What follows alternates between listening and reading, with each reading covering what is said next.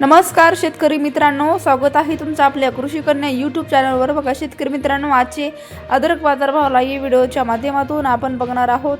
तत्पूर्वी आपण चॅनलवर नवीन असाल तर चॅनल सबस्क्राइब करा, व्हिडिओ लाईक करा आणि शेअर करा, त्यामुळे तुम्हाला नवीन व्हिडिओचे अपडेट लगेच बघायला मिळतील। चला तर व्हिडिओला सुरुवात करूया। बघा शेतकरी मित्रांनो, कृषी उत्पन्न बाजार समिती